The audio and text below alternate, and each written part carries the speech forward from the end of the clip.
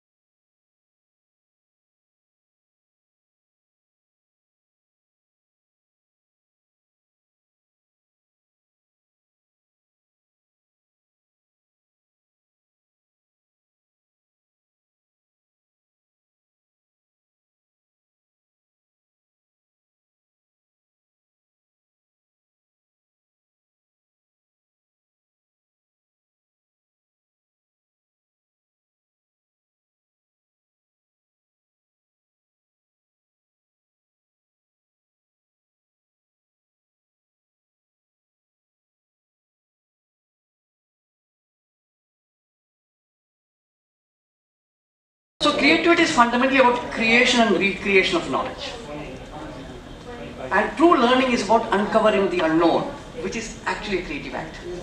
It is not in reference to something. See, people think that they have to see what somebody does and then the child does.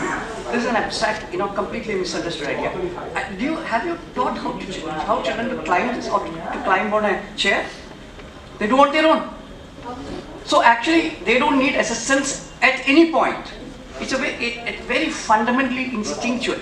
It's life, no? Life knows what to do.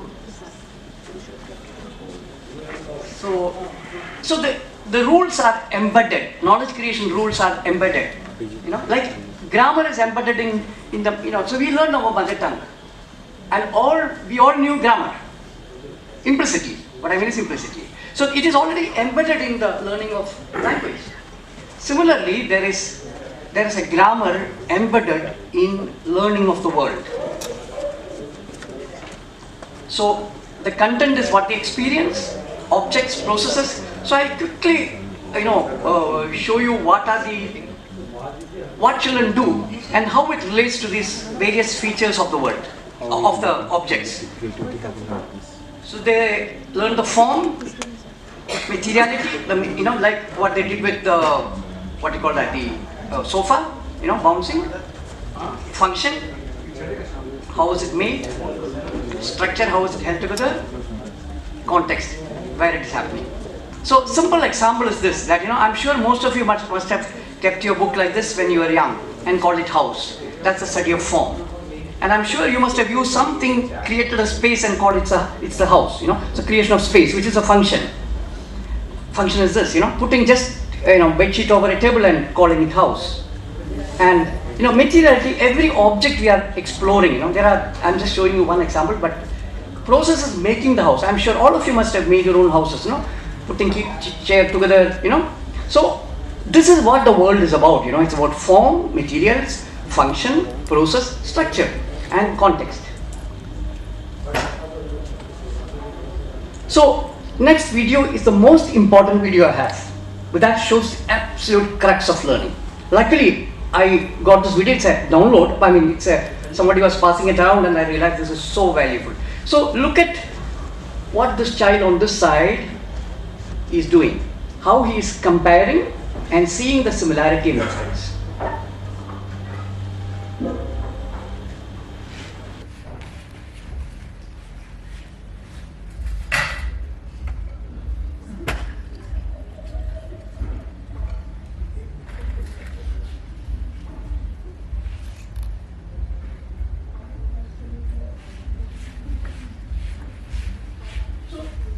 Actually, this is the crux. Every knowledge creation is done through this process. Every activity we do. That how they compare one word with another word, one form with another form. Imagine when you ate your first time you ate mango. You remembered it, na? Next time when you ate, you recollected that taste. But you knew it is slightly different because it's a different type of mango. Huh? So each time it's the senses that makes this connection. It's not through language.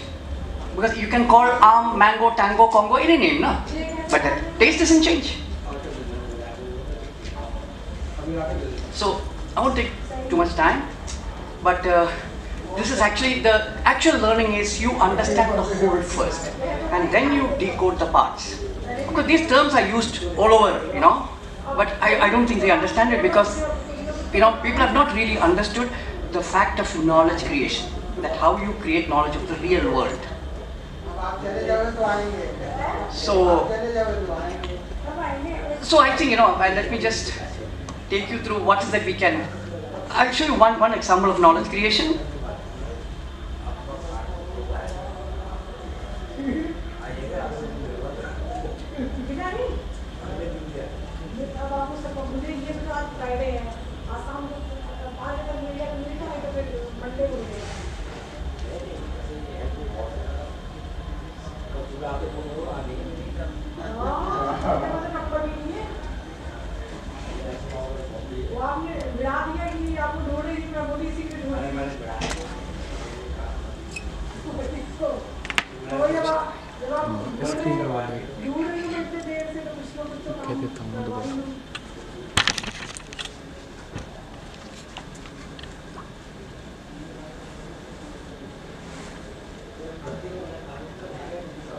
So what I'm trying to say is that the implicit knowledge of the laws of physics or science is getting learned. Otherwise you won't be able to function. You may not be able to articulate it, but all rules are So what I'm also trying to say is that even Newton must have gone through the same process. It's not that one apple made him see. It's the many things that fell down that he began to see. Observe. Then an insight happens. That's how it is. Without observation, no knowledge can take place. So I think the whole crisis of modernity is that we are dealing with information thinking it is knowledge. That's the main thing. And we need to actually understand what is implicit knowledge, like the way grammar is an implicit knowledge. How can you make it explicit? And not teach somebody else to do that, but go through the same process and see that whatever you're interested in, suppose you're interested in language, see whether you are able to understand grammar through a process like this. Are we worthy of our children's imitation? The whole problem with modern education is that we hardly find anybody who is really worthy. No. So we need to actually, in fact what I say is that we have to start learning from children because they are live. They are coming with absolute possibility where we are dead. So the equation is that we learn from them, without their knowing of force, So this is the, and I have, the proposal that I have in mind is that there are short-term proposals, which is actually to, understand that there is a crisis, there is a damage, and how do we reduce the damage? See, schools can't be repaired. And people say, what is that? A good school, that's an oxymoron. It cannot happen. The very existence of school is anti-child. See, I'm not against knowledge, please understand this. I am for knowledge. But we don't create knowledge at all. We are just faking this idea that we are creating knowledge. No, we are creating cognitive labor. We are not creating people with knowledge. We are creating people who can do things for others. So, what I feel is that short term is basically that how do we, reimagine, first learn what is wrong with this whole modern system and rework on your cognitive system, learn from children, things like that. And of course, the long term, of course, is that we need to do absolutely fresh research that that will truly understand what is cognition. And in fact, I would also say that we should create and establish a proper academic program, not in the modern sense of academics, but far more open, far more exploratory, far more daring. Not worry about always, citing some silly professors, citing from there. No citing at all. Authentic seeing, that's all the citation that is required. I have seen it, and the photograph is there. That is what is required. A system that actually liberates you and make you truly authentic, and So I think that is the kind of imagination that we should have. That a system where that we are truly learners, in a way reclaiming indigeneity. That our senses are functioning, our biology is functioning. We are not alienated from the context.